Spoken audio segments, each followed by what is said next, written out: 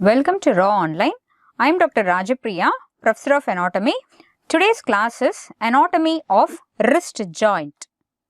Objectives of this session is at the end of the class, you have to describe wrist joint under the following headings: type of joint, articular surfaces, ligaments and movements and muscles producing these movements. See, note down these pre-test questions please. What type of joint is found in wrist joint? Name the articular ends forming wrist joint. Mention the movements occurring at wrist joint and the muscles producing it. At the end of the session, you will all be able to answer these questions. Okay. Before going into the wrist joint proper, first we will understand the bones of wrist. Okay. Here we can see our hand. See, this is the distal end of the forearm, carpal bones, metacarpal bones. Wrist joint is nothing but the link between the forearm and the carpal bones. So, you can see the distal end of forearm bones here. This is the radius and this is ulna. This is radius and this is ulna. This is lateral aspect and this is medial aspect. Okay, this is the distal end of forearm bones. Coming to the carpal bones. The carpal bones, there are eight carpal bones arranged in two rows, a proximal row and a distal row. The proximal row has 4 bones from lateral to medial side. This is called as scaphoid bone.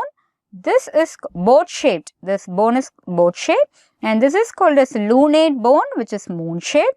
And this bone is called as triquetral bone. And this bone is called as pisiform bone. Pisiform bone will be placed more anteriorly and it lies over triquetral bone. If you see nicely here, there is articulation between radius and scaphoid and lunate and triquetral. Pisiform is not involved in the formation of wrist joint. Similarly, you can see ulna here, but ulna is not involved in the formation of wrist joint. I will tell you the reason why in the next slide. Okay, just you understand the bones of the wrist. Distal end of radius, distal end of ulna, scaphoid, lunate, triquetral, pisiform. And distal row has 4 bones. They are from lateral to medial side: trapezium, trapezoid, capitate and hamate. Okay, coming to this picture, see, this is our articulated hand which has a set of carpal bones, 8 carpal bones, 4 in the proximal row and 4 in the distal row, and metacarpal bones numbered from lateral to medial side as 1st, 2nd, 3rd, 4th and 5th metacarpal, and these bones are called as phalanges, and from proximal, middle and distal phalanges. All the fingers has proximal, middle and distal phalanges except the thumb which has only 2 phalanges, proximal phalanx and distal phalanx. This is about, I think we have understood the bones of the wrist. This is the wrist joint. See, this entire skeleton. Wrist joint is link between the forearm and the hand. You can see this greenish, green shaded structure between the radius and the proximal row of carpal bones. This is the wrist joint. I will tell you what are the bones involved and what are the articular ends. Coming to type of joint. See, is the wrist joint movable or not movable? Yes, it is highly movable. So, it belongs to synovial joint or diarthrosis variety. Once I mean synovial joint, it is greatly mobile. Then, what is the shape of the synovial joint? Condyloid variety or ellipsoid variety. See, ellipsoid variety is, you can think like a long sausage fitted into a trough where the cattle will drink water. That is the shape of ellipsoid. See, a long sausage fitting into the trough, that is called as ellipsoid variety or the condyloid variety. And what type of movements are possible here? Movements are possible across 2 axes, therefore it is called as biaxial joint. Flexion, this is flexion, and extension occurring at the wrist joint in transverse axis, and adduction and abduction occurring along vertical axis. So, it is a biaxial joint. So, we are very thorough with the type of joint. It is a synovial joint, It is an ellipsoid variety and it is a biaxial joint. Next is articular ends. What are the bones which articulate from the proximal end and what bones which articulate at the distal end? Proximally, the articular ends are inferior surface of lower end of radius and articular disc of inferior radioulnar joint. These two together form ovoid articular surface from side to side. Ovoid articular surface from side to side. Distally, upper articular surface of scaphoid, lunate and triquetral. These three together form an ovoid convex surface and in between these three bones there will be intercarpal ligament, interosseous ligaments which also is involved in this articular end. Okay, so this is a picture showing distal aspect of radius and distal aspect of ulna. Now you can see the inferior articular surface of radius. Over the radius, there is an inferior articular surface which has a facet for scaphoid, which has a facet for lunate. Then it is followed by another disc called as articular disc. This articular disc is nothing but a fibrocartilage, triangular shape. This is an articular disc of inferior radioulnar joint. Inferior radioulnar joint has a articular disc. This articular disc is triangular in shape. The apex of the triangle is attached to the tip of the styloid process and the base of the articular disc is attached to the radius, distal margin of the radius, ulnar notch, distal margin of ulnar notch of radius. There the base is attached. So this is the articular disc which gives attachment, which forms the articular surface. Again I will show you here. See, this we are seeing from the anterior aspect. This we are viewing it from the inferior aspect. This is the inferior aspect of radius. Inferior aspect of radius which has a facet for scaphoid and which has a facet for lunate. And this is the inferior aspect of the articular disc which will articulate with the triquetral bone. Again, the same thing I am showing here. This is the inferior aspect of radius which has the articular surface for scaphoid and lunate, and this is the articular disc of inferior radioulnar joint which give the articular surface to triquetral bone. So we have seen the articular end from the proximal end, proximal articular end. Coming to the distal articular ends. What all we read for distal articular end? The distal articular ends are formed by proximal articular surface of scaphoid, proximal articular surface of lunate and proximal articular surface of triquetral. Here again you can see that this is a proximal end. This end is the proximal end and this end is the distal end. Distal end articular ends are formed by scaphoid, lunate and triquetral. Okay, this is distal. Scaphoid, lunate and triquetral. These are the distal articular ends. And before going to the ligaments, I have to tell certain points. As I already told you, ulna is not involved in the formation of wrist joint. Similarly, pisiform is also not involved in the formation of wrist joint. It is just a sesamoid bone which acts as a leverage for the movements of flexor carpi ulnaris. Okay, ulna is not involved in the formation of wrist joint and pisiform is also not involved. Though it lies in the proximal row of carpal bones, it is not articulating with wrist joint. It just articulates with triquetral bone. Ligaments of wrist joint. The ligaments of wrist joint are capsule, palmar radiocarpal ligament, palmar ulnar carpal ligament, dorsal radiocarpal ligament, radial collateral ligament and ulnar collateral ligament. I repeat, the ligaments of wrist joint are entire capsule and then palmar radiocarpal ligament, palmar ulnar carpal ligament, dorsal. See, this is the anterior view of the palm and this is the posterior view. Okay, on the posterior view, this is the dorsal radiocarpal ligament and on the lateral aspect we have radial collateral ligament and on the medial aspect of the joint we have ulnar collateral ligament.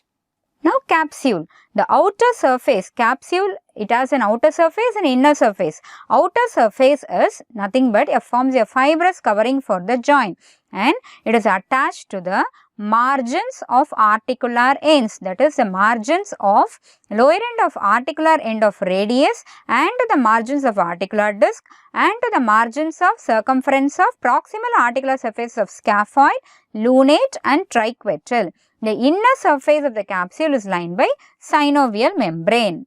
Okay, coming to palmar radiocarpal ligament. This palmar radiocarpal ligament stretches downwards and medially. It extends from anterior margin of lower end of radius. This is radius and this is ulna. Okay, from the lower end of radius, anterior surfaces of, it extends from lower end of radius, anterior margin of lower end of radius to surfaces of scaphoid, lunate and triquetral. Here the bones will be there, carpal bones. Up to those bones it will stretches downwards and medially. Now palmar ulnocarpal ligament. See again, this is radius and this is ulna. Okay, from the ulna it stretches vertically downwards. You can see it's stretching vertically downwards. But here this is radiocarpal ligament will stretch downwards and medially. But it stretches vertically downwards from the anterior margin of articular disc. You can see the articular disc here, right? I will write AD as articular disc.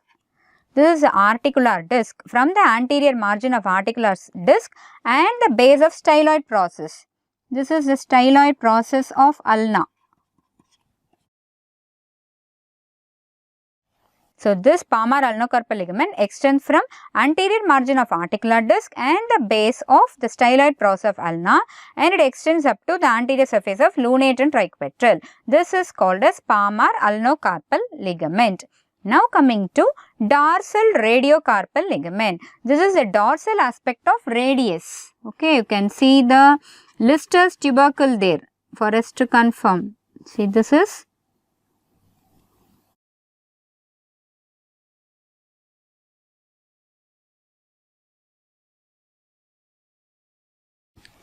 radius and this is Lister tubercle of radius. Now from the posterior margin and lower end of radius, it extends to dorsal surface of scaphoid, lunate and triquetral. Scaphoid, lunate and triquetral. Scaphoid, lunate and triquetral. It extends downwards and medially. Now coming to radial collateral ligament. See, this yellow one. This is a radial collateral ligament or the lateral ligament. Where all it extends? It extends from styloid process of radius to the lateral surfaces of scaphoid and trapezium. This is radius. Here trapezium and scaphoid will be there. It extends from radius to scaphoid and trapezium. This is radial collateral ligament. Now coming to ulnar collateral ligament. It is a green shaded one which extends above from styloid process of ulna to the medial surface of triquetral and pisiform. This is ulna. This is pisiform and the hidden bone deep to the pisiform will be triquetral. This is called as ulnar collateral ligament. Okay, now we read the ligaments of the wrist joint. Coming to the relations of wrist joint. So, this is our wrist. What I have done is, I have done a cross section across the wrist to show all the relations in and around the wrist joint. These are the carpal bones. Okay, and I will draw it here. This is anterior relations. These are the posterior relations. And thenar. This is the lateral relations and these are the medial relations. The direction of relation is, see if this is a wrist joint, cut across just in front of the wrist joint. Okay, these are all the structures which forms the anterior relations. These are the structures which forms the posterior relations and these are the structures which forms the lateral relations and these are the structures which form the medial relations. Anteriorly, you can see the bursa, that is the synovial sheath, ulnar bursa and the radial bursa, enclosing flexor digitorum superficialis tendons. These are the cut ends of flexor digitorum superficialis tendons and the flexor digitorum profundus tendons, and the synovial sheath, radial bursa, enclosing flexor pollicis longus tendon, and this is a median nerve. This is a flexor retinaculum, palmaris longus tendon, ulnar artery, ulnar nerve. All these form the thenar muscles, all these forms the anterior relations. Coming to the posterior relation, all the compartments which are present in 6 compartments which is present deep to extensor retinaculum, all the extensor tendons and the dorsal aspect will form the posterior relation. Lateral relation will be formed by radial artery and medial relation will be formed by ulnar nerve and ulnar artery. I will show in detail in the next slide. Coming to anterior relation, see this is the transverse section or the cross section at the level of wrist joint. You can see scaphoid, lunate and triquetral. Anterior to the scaphoid, lunate and triquetral, you can see ulnar synovial sheath enclosing some 4 tendons superficially, 1, 2, 3, 4 and 1, 2, 3, 4. 4 tendons superficially and 4 tendons little deeper. These tendons are tendons of flexor digitorum superficialis and the deeper tendons are flexor digitorum profundus tendons. And another tendon is there which goes to the thumb. That tendon is called as flexor pollicis longus, and one nerve is there called as median nerve which also forms the anterior relation. Then you can see flexor carpi radialis little laterally, and these are the anterior relations of the wrist joint. Apart from that, you have ulnar nerve, structure superficial to the flexor retinaculum will form the anterior relations of the wrist joint. Coming to the posterior relations, this is the dorsal aspect. Posterior relation, you can see lot of extensor tendons crossing across the posterior aspect. There are 6 compartments present on the dorsal. This is the dorsal aspect. 6 compartments deep to extensor retinaculum.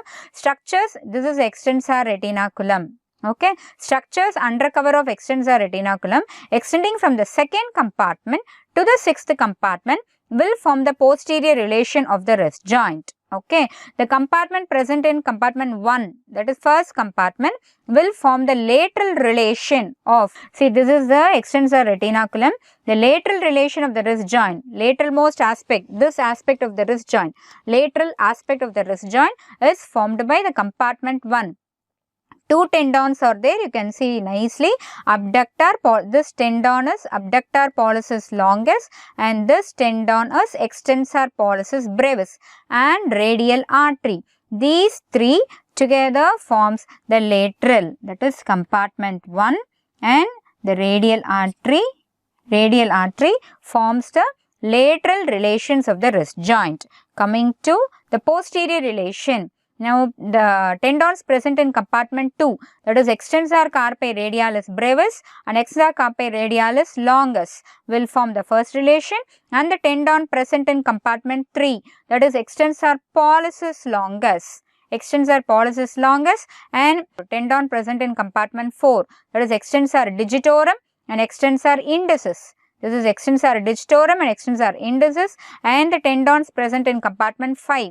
That is your extensor digiti minimi and the tendon present in compartment 6, extensor carpi ulnaris. Together, all these extensor tendons will form the posterior relations of the wrist joint. Okay. In total, extensor tendons. Lateral relations we have already seen. Coming to medial relation. Medially, usually what we'll have? We will have only ulnar nerve. So, this is the ulnar nerve since it is on the dorsal aspect. This is ulnar nerve which is shaded in green color. This is a dorsal cutaneous branch of ulnar nerve which forms the medial relation of the wrist joint. See, this is a dissected picture showing the dorsal cutaneous branch of ulnar nerve which forms the medial relation of the wrist joint. Okay. So, we have read the relations of wrist joint. Coming to the blood supply of the wrist joint. What all arteries we have in and around the wrist joint? On the lateral aspect we have radial artery, and on the medial aspect we have ulnar artery. Then on the interosseous membrane you have anterior interosseous artery, and on the posterior aspect you have posterior interosseous artery. The dotted lines indicates posterior interosseous artery.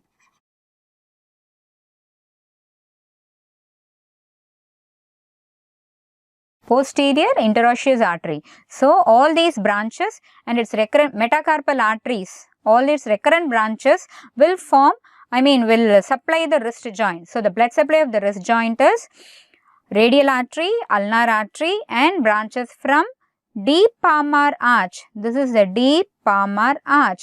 Recurrent branches from the deep palmar arch will supply the wrist joint. Apart from it, the anterior carpal arch and the posterior carpal arch formed by the radial and ulnar artery will supply the wrist joint. And apart from this, anterior interosseous artery and posterior interosseous artery from the proximal end and from the distal end, dorsal and palmar metacarpal arteries will supply the wrist joint. Okay. So, from anterior carpal arch, posterior carpal arch and then from interosseous arteries and from metacarpal arteries and deep palmar arch, very good rich blood supply is present over the wrist joint. Coming to the nerve supply, what all nerves are present in upper limb? We have median nerve and ulnar nerve. On the palmar aspect, this is the median nerve and this is the ulnar nerve. On the palmar aspect, this will supply the palmar aspect of the wrist joint. And radial nerve and the dorsal aspect will supply the dorsal aspect of the wrist joint. Apart from it, the main branches of anterior interosseous nerve and posterior interosseous nerve. Anterior interosseous nerve, a branch of median nerve will supply the wrist joint, and posterior interosseous nerve, a branch of radial nerve will also supply the wrist joint. Okay. Coming to the movements of the wrist joint. We have already read the movements of the wrist joint it is a biaxial joint. So, two sets of movements will be present along two axes. One is flexion, flexion, and this is extension of wrist joint. This is flexion of wrist joint and extension, flexion and extension of wrist joint, and adduction or ulnar deviation and abduction or radial deviation of wrist joint. Adduction is more when compared to radial deviation because of the short ulnar styloid process. Coming to the flexion of wrist joint. So, we have read what are the movements that occurs at wrist joint. Now, we have to read what are the muscles which are responsible for each movement of wrist joint. Okay, this is the flexion of wrist joint. You can see the flexion of wrist joint. What are the muscles which helps in flexion of wrist joint? Flexor carpi radialis and flexor carpi ulnaris. This is flexor carpi radialis which is present in the forearm crossing the wrist joint, and flexor carpi ulnaris present in the forearm crossing the wrist joint, and the palmaris longus, this is the palmaris longus which helps in flexion of the wrist joint. Accessory muscles will be accessory muscles of flexion: flexor digitorum profundus, flexor digitorum superficialis and flexor pollicis longus will also help in flexion of wrist joint. Okay. Coming to extension. See, this is the extension of wrist joint. Similar to flexor carpi ulnaris, we have extensor carpi ulnaris, extensor carpi radialis longus, extensor carpi radialis brevis. I repeat, extensor carpi ulnaris, extensor carpi radialis longus and extensor carpi radialis brevis on the extensor aspect of the forearm which crosses the wrist joint will help in extension of the wrist joint. The other muscles, the accessory muscles which helps in extension of the wrist joint are extensor digitorum, extensor indicis, extensor digitae minimi and extensor pollicis longus. Coming to abduction or otherwise called as radial deviation. Abduction or otherwise called as radial deviation. Abduction of wrist joint. Name the muscles which helps in abduction of wrist joint. Extensor carpi radialis longus and extensor carpi radialis brevis. These muscles. Extensor carpi radialis longus, extensor carpi radialis brevis will help in abduction of the wrist joint. Okay.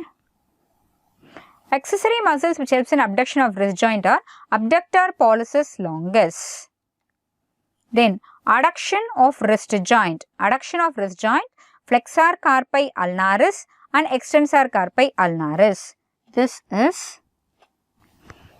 muscle is flexor carpi ulnaris. This is flexor carpi ulnaris and this muscle is extensor carpi ulnaris, which are the muscles of the forearm which crosses the wrist joint and helps in adduction of the wrist joint. This is adduction towards ulnar deviation. Okay, and so we have read the movements of wrist joint and the muscles which helps in movements of the wrist joint.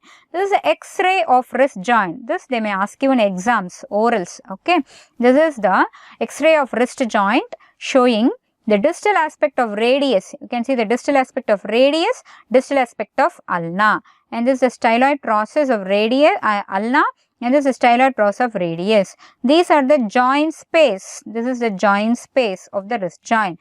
Now this is the proximal row of carpal bones. You can see the boat-shaped scaphoid bone, then moon-shaped lunate bone, then triquetral bone. This is the triquetral bone. This is a triquetral bone. Over the triquetral bone, you have the pisiform bone. The distal row of bones from medial to lateral. This is hamate and this is capitate, and this will be your trapezoid, and this will be your trapezium, and these are the metacarpals. So this is the normal X-ray of a wrist joint. Okay. Coming to applied aspects of wrist joint. See, here you can see the superficial position of nerves, vessels and tendons makes wrist joint very vulnerable to injury. And the other thing is, if there is any collection of fluid, aspiration of the joint can be done distal to the styloid process. You can feel for the styloid process of ulna. See, the physician is feeling, surgeon is feeling for the styloid process of ulna. Distal to the styloid process of ulna, you have to aspirate. Coming to dislocation of lunate. When there is increased adduction, there will be adducted hand, forceful adduction. So this is the distal end of radius and this is the distal end of ulna. Okay, and this is scaphoid and this is the lunate. You can see the dislocation of lunate. Sometimes the dislocated lunate will compress on the median nerve. And this is another picture. See, this is distal end of radius, distal end of ulna. This is the scaphoid bone. And this is the lunate bone and the triquetral bone. Between the scaphoid and the lunate, there is intercarpal or the interosseous ligaments. This interosseous ligament is torn. And when is torn and the gap between them is increased. The lunate will dissociate from the scaphoid and the gap between them is increased, and this is called as Terry-Thomas sign. The sign is called as Terry-Thomas sign. This lunate dislocation may sometimes compress the median nerve and it may be relocated by the orthopedic surgeons. Coming to fractures of the wrist joint. See, again this radius we all know very thoroughly. This is ulna and the bone which articulates with radius is a scaphoid bone, and there is a fracture of the scaphoid bone. Whenever there is fracture of the scaphoid, over the anatomical snuff box there will be pain, swelling, redness and tenderness will be present in the anatomical snuff box. It has to be treated early or otherwise it will lead to avascular necrosis of the scaphoid bone. Okay. Coming to Colles fracture, whenever a person falls on an outstretched hand, there will be fracture in the distal end of radius. Okay. First we see what is normal. So you can see the ulnar styloid process and the radial styloid process. Radial styloid process is little lower, distally elongated when compared to the ulnar styloid process, and both are not at the same line. Line is almost oblique, and this is the vertical position of the hand. After fracture, what happens? When you draw a line between the ulnar styloid process and the radial styloid process, the line will be very straight. This indicates that there is shortening of radius, and distal fragment of radius is overridden over the rest of the bone, and the patient will have, when we ask the patient to show us a forearm and wrist, it will be like a dinner fork deformity. There will be a deformity which will be in the shape of a dinner fork. Here, a child with a dinner fork deformity is present where there is a fracture of the distal end of radius. This fracture is called as Colles fracture, where the distal end will be dislocated proximally and superiorly, posteriorly and superiorly. Okay. This is about Colles fracture. And to summarize what we have read in wrist joint, the type of joint present in wrist is synovial joint, ellipsoid variety and biaxial type. Articular ends are distal ends of radius and articular disc on the proximal aspect, and on the distal aspect we will have scaphoid, lunate and triquetral. Ligaments are capsule, palmar radiocarpal, palmar ulnocarpal, dorsal radiocarpal, radial collateral and ulnar collateral ligaments. Blood supply, all the arteries periarterial anastomosis from the carpal arches, from the deep palmar arch, from the interosseous arteries. We will have blood supply from the wrist joint. Nerve supply is by median nerve, ulnar nerve, radial nerve and interosseous nerves. Movements present in the wrist joint, it is a biaxial movement. So, both flexion extension and abduction adduction will be present, and together all these movements are called as circumduction of the wrist joint. Okay, the muscles producing the movement we read, that is the flexors and the extensors over the wrist joint, and applied aspects we read about arthritis and we read about fractures, dislocations of the joints. Okay, and coming to the pre-test questions, now I think we can all able to answer the pre-test questions. What type of joint is found in wrist joint? Yes, synovial joint, biaxial joint and ellipsoid variety. Name the articular ends forming wrist joint. I told already, distal end of radius and articular disc, distally by scaphoid, lunate and triquetral. There is a special mention over this point. During the normal supinated position, only the scaphoid and part of lunate will articulate with the radius. Only during adduction, only during extreme adduction, the rest of the lunate will articulate with the radius and triquetral will articulate with the articular disc. In normal supination, there will be no articulation. Normal anatomical position. Mention the movements occurring at wrist joint. What are the movements occurring at wrist joint? Flexion, extension, adduction and abduction, or otherwise called as ulnar deviation and radial deviation. Name the muscles producing it. Flexors and extensors present across the wrist joint will help in the movements of the wrist joint. Okay. Thank you all.